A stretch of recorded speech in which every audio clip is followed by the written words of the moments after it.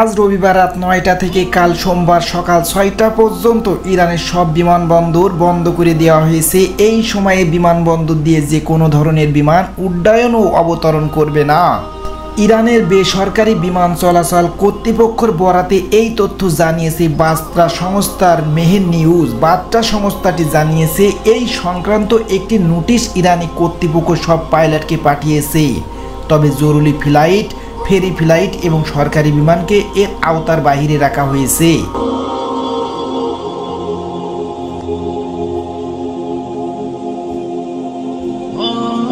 ইরানের আর এক রাষ্ট্রতন্ত্র বার্তা সংস্থা ইরানা জানিয়েছে অপারেশনাল সীমাবদ্ধতার কারণে বিমানবন্দর বন্ধ করে দেওয়া হয়েছে। এটির সঙ্গে ইসরায়েলের পাল্টা হামলার বিষয়টি থাকতে পারে বলে জানিয়েছেন ইসরায়েলি সংবাদ মাধ্যম টাইমস অফ ইসরায়েল। কাতার ভিত্তিক সংবাদ মাধ্যম আল জাজিরা জানিয়েছেন রাজধানী তেহরানের দুইটি গুরুত্বপূর্ণ টানেলও মধ্যরাত থেকে বন্ধ করে দেওয়ার ঘোষণা দেওয়া হয়েছে।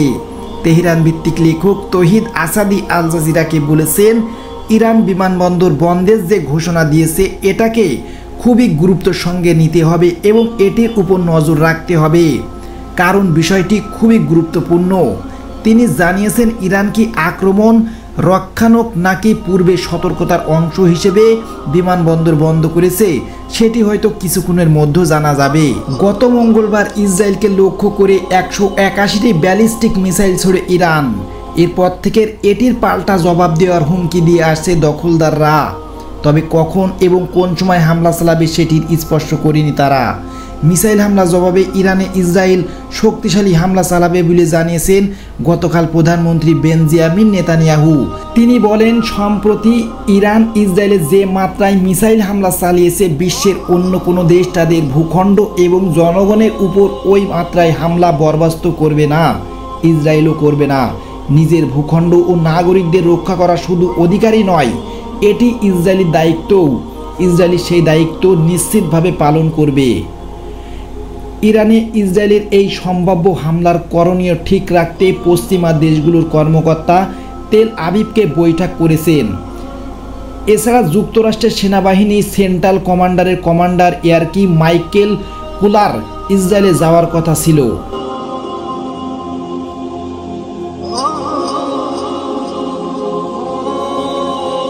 এদিকে ইরানের এলিট ফোর্স কুদস বাহিনীর প্রধান ব্রিগেডিয়ার জেনারেল ইসমাইল কানের খোঁজ পাওয়া যাচ্ছে না। হিজবুল্লাহর প্রধান হাসান নাসিরুল্লাহ নিহত হওয়ার পর তিনি লেবাননে গিয়েছিলেন।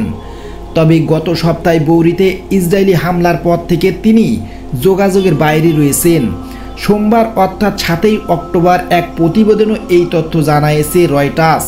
প্রতিবেদনে বলা হয়েছে ইরানের কুদস ফোর্সের কমান্ডার ইসমাইল কানি গত সপ্তাহ শেষের দিকে বৌরিতে হামলার পর থেকে যোগাযোগের বাইরে রয়েছেন।